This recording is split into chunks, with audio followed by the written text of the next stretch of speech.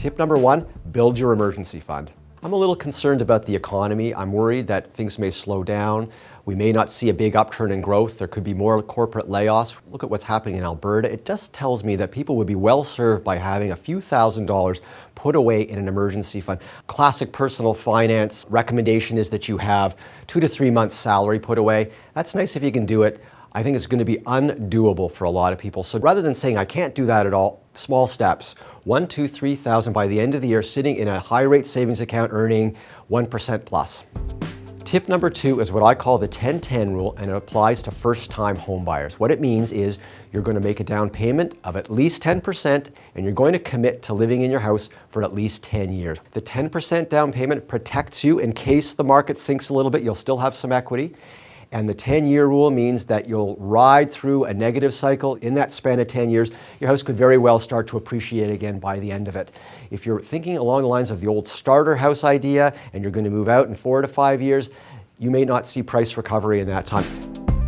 Tip number 3, pay down your line of credit. Now, I'm not talking about making the minimum monthly payment, just paying the interest or the minimum payment the bank wants you to make. I want you to hammer down your line of credit in 2016.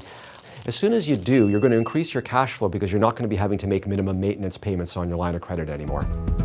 Tip number 4 is get a will, or if you have one, make sure it's updated. I am absolutely blown away by how many people are letting this slide. If you have kids, you have to have a will. In fact, most people get a will when they take that first vacation away from the children. It's not a big deal. It's not super expensive. Find a will lawyer or an estate lawyer near you and lay out what you want to happen to your assets and your dependents after you leave. This is your chance to have your say on these exceptionally important issues.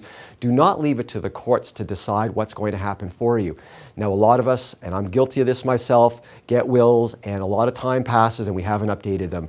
I want you to update your will if it's been sitting in a drawer for a long time and you think, life's changed, I need to change my wishes after I pass away.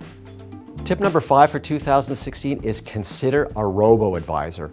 A Roboadvisor, also called an online advisor, is basically an online service that creates a low-cost investment portfolio for you and then runs it for you. It doesn't cost much to own, and if you're the kind of person who's very tentative in your investing, you're holding a lot of cash, you think you should be doing more, you don't know who to approach, the Roboadvisor solution can be just for you. At least consider them as an option, much better than doing nothing.